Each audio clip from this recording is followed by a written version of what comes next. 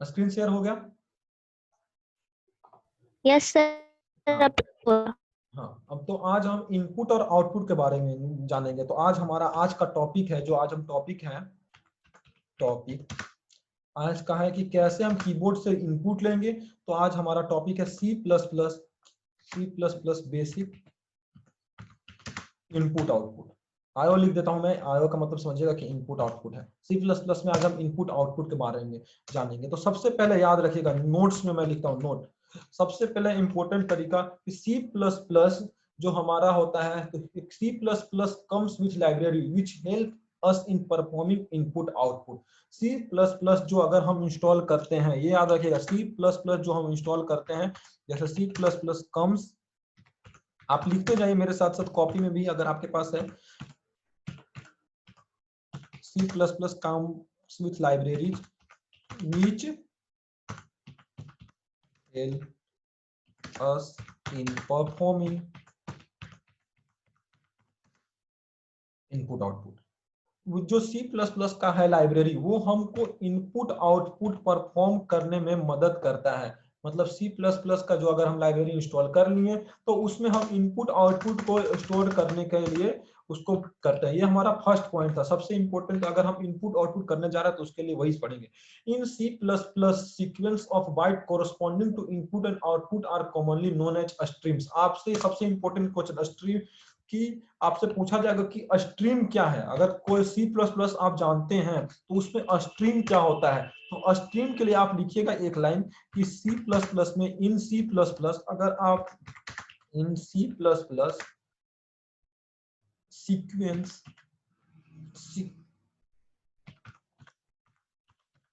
Sequences, आप मेरे साथ साथ लिखिए, फिर मैं आपको समझाऊंगा कि स्ट्रीम क्या। Sequences of bytes corresponding to input and output are commonly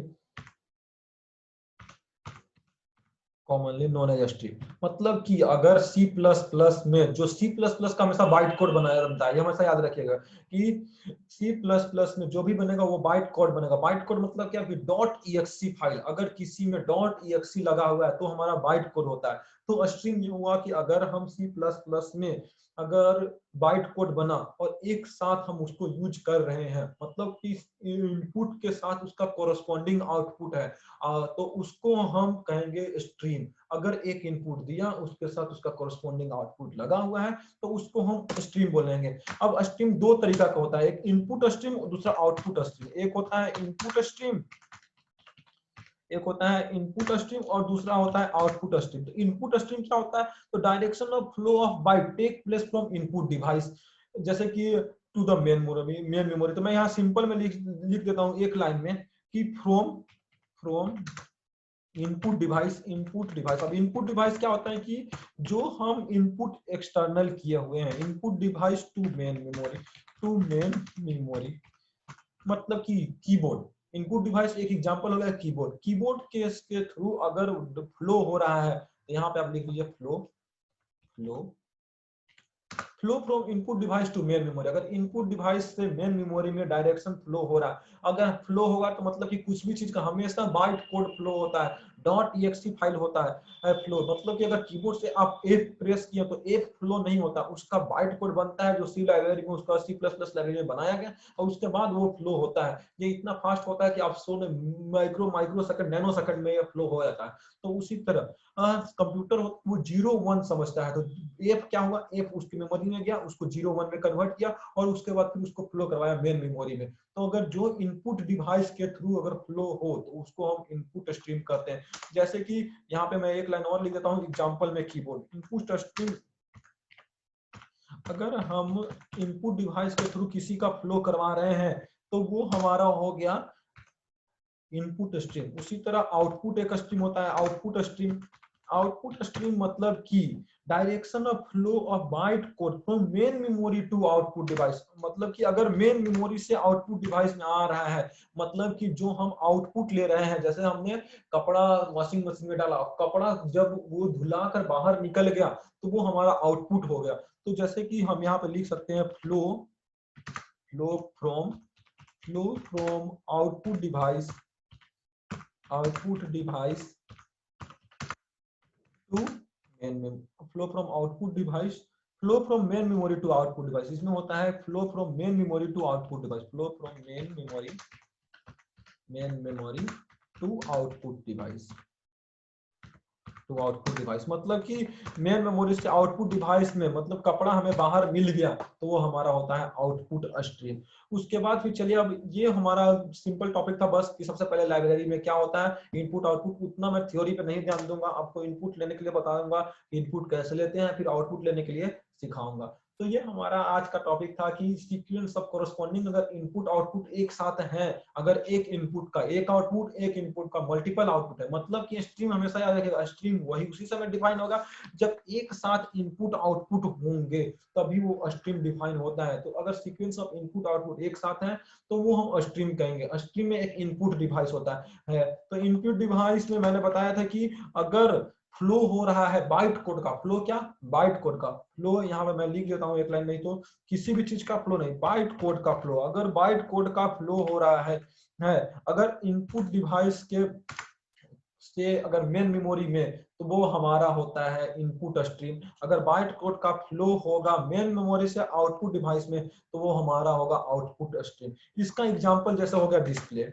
जो भी डिस्प्ले पे हम देख रहे हैं, अगर हम डिस्प्ले पे कब देखते हैं, जब हम किसी से इनपुट करवा, किसी को आउटपुट, अगर हमको हमारा सिस्टम, अगर हम जैसे मैं यहाँ पे डिस्प्ले प्रिंट किया, तो डिस्प्ले कब हमको दिखा, मतलब कि कीबोर्ड से उसमें DIS सारा कैरेक्टर एक बार गया होगा, और उसके बाद उसको 0 1 में कन्वर्ट किया होगा। 0 1 के बाद फिर वो फिर से मेमोरी को दिया होगा, मेन मेमोरी को, और मेन मेमोरी फिर उसको हमारे जनरल लैंग्वेज, हमने जिस लैंग्वेज में चाहिए था उसमें कन्वर्ट करके डिस्प्ले करवाया, तो हमारा आउटपुट स्ट्रीम होता है। लेकिन किसी भी लाइब्रेरी फंक्शन को सीखने के लिए हम अगर इनपुट स्ट्रीम कैसे कन्वर्ट करता है ये अगर सीख लिए, तो हम आउटपुट पे ध्यान नहीं देते हैं, क्योंकि आउटपुट सेकेंडरी चीज है। अगर किसी भी चीज को समझने के लिए अगर हम इनपुट ही समझ गए कि अगर ये इनपुट दिया तो क्या होगा, तो हमारा सबसे मेन इंपॉर्टेंट होता है, इसलिए इनपुट स्ट्रीम। इसलिए हम लोग इनपुट स्ट्रीम को ध्यान से पढ़ेंगे, मतलब कीबोर्ड से अगर किसी चीज को इनपुट देना है तो कैसे देंगे, ये देखने के लिए ध्यान से देखेंगे। अगर किसी अभी तक किसी को कुछ प्रॉब्लम है इसमें से पूछिए, उसके बाद फिर हम लोग चलेंगे विजुअल स्टूडियो कोड में, और वहां पे कीबोर्ड से इनपुट लेना आज सिखाऊंगा कि कैसे कीबोर्ड से इनपुट लेते हैं। अभी तक किसी को कोई प्रॉब्लम है तो पूछिए, 1 मिनट का टाइम है आपके पास। अगर कोई नोट नहीं कर पाया, किसी को कुछ नहीं समझ में आया, तो आप पूछिए अभी तक की टॉपिक में जो भी नहीं पढ़ाया गया है, और उसके बाद फिर मैं आपको समझाऊंगा कि कैसे कीबोर्ड से इनपुट लेते हैं। सारे लोगों को समझ में आ रहा है? आदित्य आनंद, विभाकर झा, करिश्मा कुमारी, मुस्कान, निशा कुमारी, रंजीत राज। यस सर, आ रहा है सर। हाँ, यस सर। तो ये सारा कुछ हम सीख लिया। विजुअल स्टूडियो कोड ओपन करता हूँ, आप भी विजुअल स्टूडियो कोड ओपन कर लीजिए और मेरे साथ साथ चलिए, साथ साथ चलेंगे तो आप करते चलिएगा, तो साथ साथ प्रॉब्लम जो भी होगा तो आप मुझे बताइएगा। सबसे पहले मैं फाइल में गया, न्यू फाइल क्रिएट किया, न्यू फाइल मतलब कि नया फाइल बनाने के लिए, और उसके बाद फिर मैं सेव एज कर लेता हूँ। पहले ही प्रोग्राम को इसलिए सेव कर रहा हूँ कि अगर जैसे आपके बैच में जाकर सेव कर दिया, प्रोग्राम का नाम लिख देता हूँ मैं, प्रोग्राम का नाम लिख दिया, ये हमारा है प्रोग्राम नंबर 8, तो लिख देता हूँ प्रोग्राम 8.cpp। cpp जरूर देते हैं एक्सटेंशन फाइल के लिए, सारा कुछ आप लोग सीख गए होंगे। प्रोग्राम 8 लिखा, .cpp फाइल लिखा, उसके बाद इंटर किया, सेव कर लिया। मतलब ये हमारा यूजर के अंदर एसर में जाकर वन ड्राइव में डेस्कटॉप पे C++ बैच, आपके बैच में जाकर ये प्रोग्राम नंबर 8 से सेव हो गया। मतलब cpp मतलब यहाँ देखिए C++ लिखा, मतलब ये एक्सटेंशन बता रहा है कि ये प्रोग्राम अगर सेव होगा अगर बैच 2 में, तो ये इस एक्सटेंशन से सेव होगा, मतलब ये प्रोग्राम का एक्सटेंशन होगा। फिर मैं यहाँ पे आपको प्रोग्राम लिखता हूँ, आप भी मेरे साथ साथ प्रोग्राम लिखिए। सबसे पहले हेडर फाइल यूज करते हैं, तो यूज कर रहे हैं, आप भी मेरे साथ साथ प्रोग्राम लिखते जाइए, समझ जाइएगा सारा कुछ कि कैसे यूज करते हैं। थोड़ा बड़ा कर देता हूँ।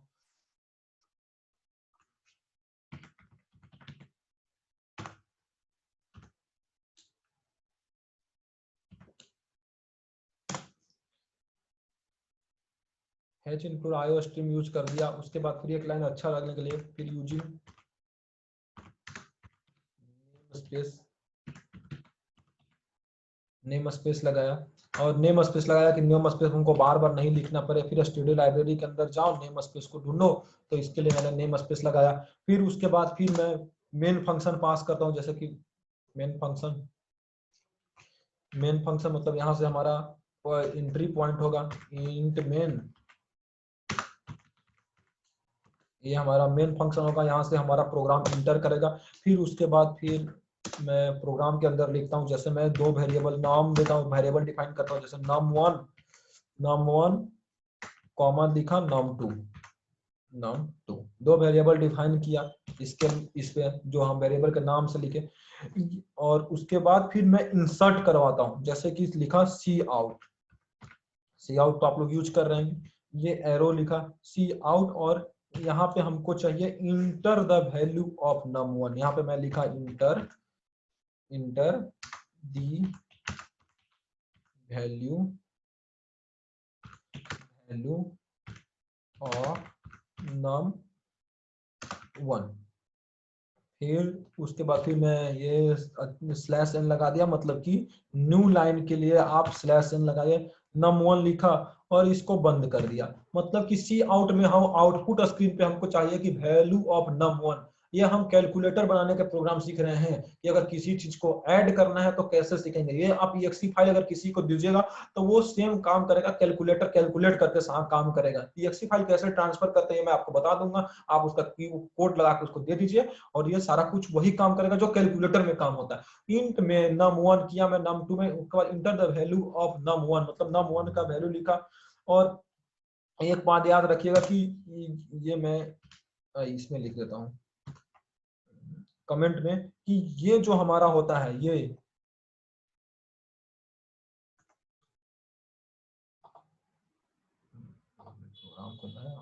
ये जो हमारा होता है, जैसे कि हम ये ऑपरेटर है, तो ये नहीं कि ये ऑपरेटर क्या है सिर्फ एरो नाम से जानते हैं, तो इसको कहते हैं इज कॉल्ड इंसर्शन ऑपरेटर। ये जो होता है हमारा वो इंसर्शन ऑपरेटर होता है। अब इंसर्शन ऑपरेटर क्या होता है ऑपरेटर मैं आगे बताऊंगा, लेकिन याद रखिएगा कि ये जो डबल कॉमा हम यूज कर रहे हैं, डबल ब्रैकेट जो यूज कर रहे हैं, इसका इंसर्शन ऑपरेटर, इसका नाम है इंसर्शन। अभी नाम जानना आपको सबसे पहले जरूरी है कि आपको क्या है।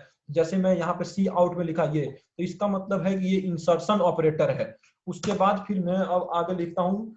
अब देखिए मैं एक और सी आउट में हमको num2 का वैल्यू चाहिए होगा, तो मैं इसको कॉपी कर देता हूँ और यहाँ पे लिखा inter the value of num2, inter the value of num2। जैसे नो नंबर बनाया था तो num1 की वैल्यू num2 की वैल्यू, इसका मतलब होता है इंसर्शन ऑपरेटर। याद रखिएगा, मैं कमेंट में लिख दिया हूँ कि this operator is called insertion operator, ये हमारा इंसर्शन ऑपरेटर होता है। अब मैं कीबोर्ड से वैल्यू लेना बताता हूँ। कीबोर्ड से वैल्यू लेने के लिए कुछ नहीं करना है, सी इन लिखना है। सी इन मतलब कीबोर्ड से लू, कीबोर्ड से वैल्यू लो और एक्सट्रैक्शन ऑपरेटर लगाना है। एक्सट्रैक्शन ऑपरेटर लगाया और num1 लिख दिया, num1 मतलब कि कीबोर्ड से वैल्यू लेना है अगर, तो हम एक्सट्रैक्शन ऑपरेटर लगाते हैं। हमको अगर किसी वैल्यू को अगर कीबोर्ड से लेना है तो एक्सट्रैक्शन ऑपरेटर लगाते हैं। और याद रखिएगा, ये भी मैं कमेंट में लिख देता हूं कि ये जो हमारा होता है, ये जो हमारा होता है डबल ब्रैकेट ऐसे को, तो इसको कहते हैं is called extraction operator. Operator में आगे बताऊंगा आपको कि ऑपरेटर क्या होता है, लेकिन अभी जानना जरूरी है कि आप ये जो यूज करते जा रहे हो, बार बार कोई पूछेगा कि ये क्यों यूज कर रहे हो, तो करना तो ये हम इसके यूज कर रहे हैं, अगर हमको इंसर्ट करना है तो इसलिए इंसर्शन ऑपरेटर यूज करना है हमको। और अगर हमको वैल्यू बाहर लेना है तो इसको हम एक्सट्रैक्शन ऑपरेटर करते हैं, मतलब इसको एक्सट्रैक्ट कर रहे हैं, वैल्यू को उसके अंदर डाल रहे हैं, तो इसको कहते हैं इंसर्शन ऑपरेटर और इसको कहते हैं और एक्सट्रैक्शन ऑपरेटर। अब उसके बाद फिर मैं जैसे यहाँ पे डिफाइन कर दिया सी इन इक्वल टू num1, मतलब कि सी इनपुट में हमको num1 का वैल्यू इनपुट करेंगे। और उसके बाद फिर आप नीचे में इसके नीचे एक और डिफाइन कर दीजिए सी आउट में, cout enter the value of num2, cout में मैं, अच्छा चलो मैं यहाँ से कॉपी किया तो वही लिख देता हूँ। सी आउट में मैं लिखा inter the value of num1 के लिए तो वो डिफाइन कर दिया, num2 के लिए भी करना होगा, तो फिर मैं ये num2 के लिए डिफाइन, सिंटेक्स में फिर से समझाऊंगा, सिंटेक्स नहीं जो मैं लिखते जा रहा हूँ आप लिखते जाइए, फिर से समझाऊंगा सिंटेक्स जहां भी नहीं समझ में आएगा।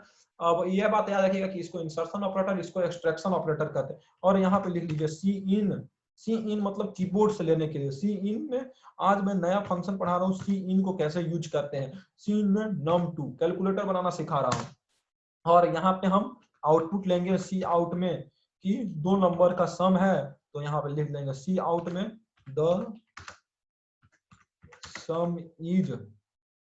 सम इज, और उसके बाद वैल्यू लेने के लिए बताया था कि आपको इस तरह लेते हैं वैल्यू इंसर्शन ऑपरेटर, और यहाँ पे लिख देंगे num1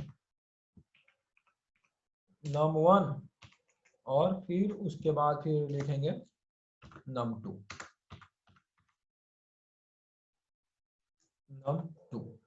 और उसके बाद अगर सक्सेसफुल कंपाइल होगा तो हमारा सही है, अगर नहीं कंपाइल हुआ तो मतलब कि हमारा प्रोग्राम में एरर है, रिटर्न 0। तो ये सारा प्रोग्राम एक बार आप सारे लोग लिख लीजिए, अगर सही हुआ उसके बाद सेव करेंगे। जैसे हैच इंक्लूड आईओ स्ट्रीम, अगर सही हुआ तो हमारा ये प्रोग्राम रन करेगा, नहीं सही हुआ तो वो देखिए num1 की वैल्यू पूछ रहा है, num2 की वैल्यू पूछेगा। Inter the value of num1 सी इन में मैंने ये प्रोग्राम को सबसे पहले एक बार आप सारे लोग लिख लीजिए, फिर मैं आगे बताता हूँ कि ये प्रोग्राम में कहाँ से कैसे होगा, ये सारा कुछ आपको समझाऊंगा। ये एक बार एक प्रोग्राम 1 मिनट का टाइम देता हूँ, आप सारे लोग लिख लीजिए, फिर आगे हम डिस्कस करेंगे।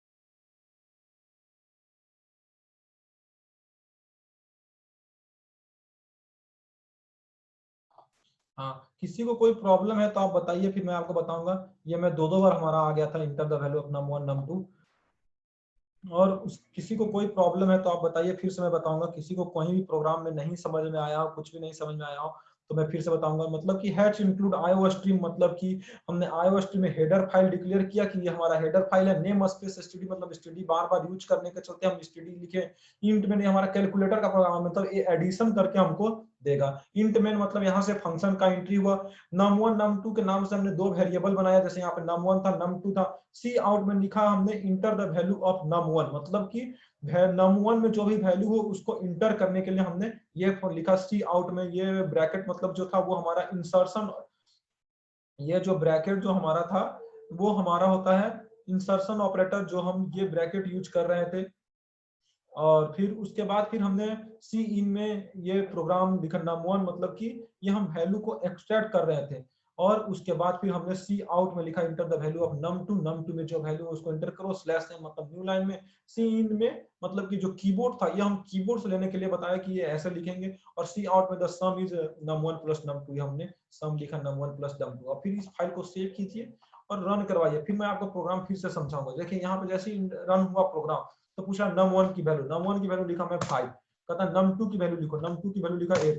देखिए सम इसका बता दिया 13, मतलब जो हमारा सम था वैल्यू का वो हमको बता रहा है कि जो दोनों का सम है वो 13 है। तो मतलब ये छोटा प्रोग्राम है लेकिन कैलकुलेटर का प्रोग्राम हो गया। मतलब ये पॉइंट ऑफ व्यू से हमारा ये प्रोग्राम हम कैलकुलेटर के प्रोग्राम में यूज करते हैं और ये प्रोग्राम सबसे ज्यादा जरूरी होता है। सी इन जो होता है वो इंसर्शन ऑपरेटर होता है, हमेशा याद रखिएगा। सी इन जो होता है वो इंसर्शन ऑपरेटर होता है और सी आउट जो होता है वो एक्सट्रैक्शन ऑपरेटर होता है। सी इन जो होता है वो इंसर्शन ऑपरेटर, सी इन में जो हम यूज करते हैं वो हाँ हाँ सर बोलिए। वो एरो मार्क उल्टा हो गया सर, वो इंसर्शन के जगह सी आउट का वो दिया गया है सर। हाँ ये हो जाएगा, ये एरो होगा, उल्टा हो गया था।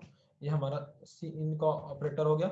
ये हमारा इंसर्शन ऑपरेटर होता है जो सी इन में यूज करते हैं, और ये जो ऑपरेटर होता है वो हमारा एक्सट्रैक्शन ऑपरेटर है जो बाहर लेता है। ये हमारा प्रोग्राम हो गया एडिशन ऑफ टू नंबर का। ये हमने हेडर फाइल यूज किया, उसके बाद फिर नेम स्पेस एसटीडी बार बार लिखने के चलते इंट नम यूज किया, इसलिए क्योंकि num1 num2 से हमने दो वेरिएबल बनाया जो इंटीजर लेगा, num1 और num2 का, और फिर उसने num1 में वैल्यू पास किया सी, और उसके बाद सी इन लिखा कि जो हम इंसर्ट करेंगे वैल्यू वो num1 से लो, जो हम num1 में वैल्यू दे रहे हैं उसको इंसर्ट करो यहाँ पे, वो इंसर्ट यहाँ पे किया। सी आउट मतलब कि जो हम एक्सट्रैक्ट करेंगे वैल्यू को वो एक्सट्रैक्ट करो।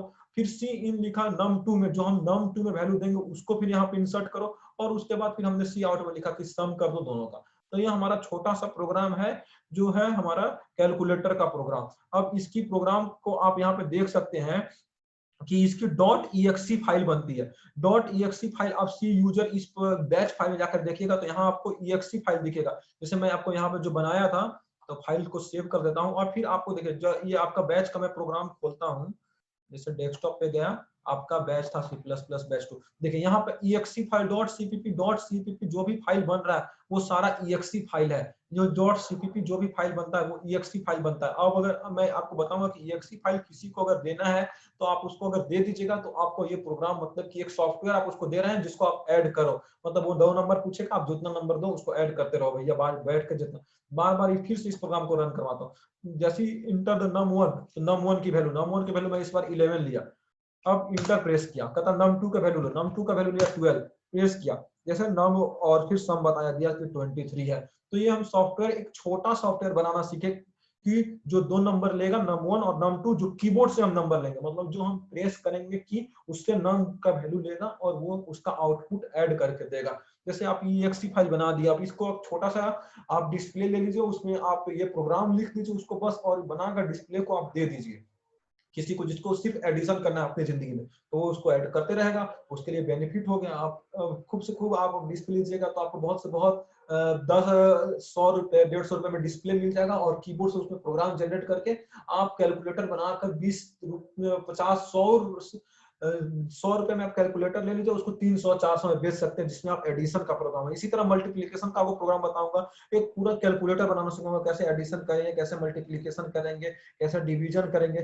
तो ये सारा कुछ एक सॉफ्टवेयर हमने बना लिया जो कैलकुलेशन मतलब एडिशन के लिए प्रोग्राम को बता रहा है कैसे हम प्रोग्राम को ऐड करेंगे। उसके बाद फिर हम लोग अब नेक्स्ट टॉपिक पढ़ते हैं आज का, list of reserve keyword in C++। मतलब कि रिजर्व कीवर्ड क्या है जो C++ में, अच्छा किसी को यह प्रोग्राम में अगर नहीं समझ में आया तो आप पूछ लीजिए कि ये प्रोग्राम कैसे इनपुट लिया, कैसे आउटपुट लिया, कैसे ये हमको रिटर्न करवाया। अगर किसी को नहीं समझ में आया तो वो पूछ लीजिए, 1 मिनट का समय है। और उसके बाद फिर हम लोग रिजर्व कीवर्ड के बारे में पढ़ेंगे। सारे लोगों को समझ में आ रहा है? आदित्य आनंद, विभाकर झा, करिश्मा कुमारी, मुस्कान, निशा कुमारी, रंजित राज, अगर किसी को कहीं से नहीं समझ में आया तो आप बताइए। समझ में आ रहा है सारे लोगों को? Yes sir. हाँ, अगर नहीं समझ में आएगा तो आप बताइएगा कि फिर से मैं ये प्रोग्राम को एक बार आपको भेज दूंगा, आप ये करके आज देखिएगा। ये आपको एक छोटा सा कैलकुलेटर बन गया जो आप सब एडिशन कर सिखा रहा है। कल मैं पूरा कैलकुलेटर बनाना सिखाऊंगा, कैसे एडिशन करेंगे, कैसे मल्टीप्लिकेशन करेंगे, कैसे डिवीजन करेंगे, कैसे मॉडुलस निकालेंगे, सारा कुछ एक कैलकुलेटर में आप एक प्रोग्राम में कर उसको दीजिएगा। बस कुछ नहीं, उसको नंबर डालना है। अगर एडिशन चाहेगा तो एडिशन चाहिए, एक बटन पे क्लिक करेगा, एडिशन चाहिए तो ठीक है एडिशन दो, सब्ट्रैक्शन तो सब्ट्रैक्शन, मल्टीप्लिकेशन तो मल्टीप्लिकेशन, वो बस बटन क्लिक करते जाएगा और उसको सारा कुछ मिलते चला जाएगा। तो आज का हम लोग दूसरा टॉपिक पढ़ते हैं, रिजर्व्ड कीवर्ड।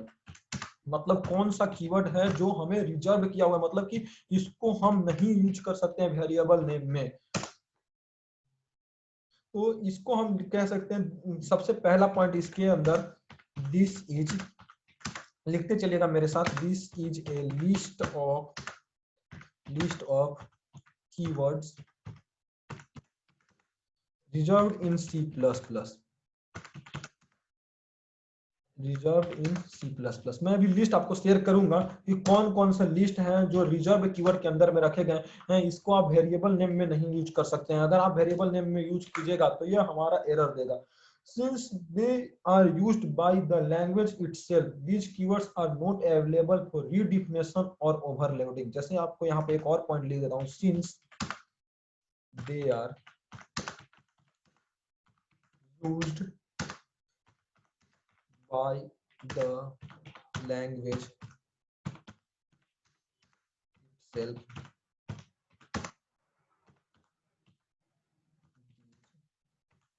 आप लिखते चलेगा मेरे साथ में, मैं आपको सेंटेंस का मतलब समझाऊंगा कि क्या होता है। These keywords are not,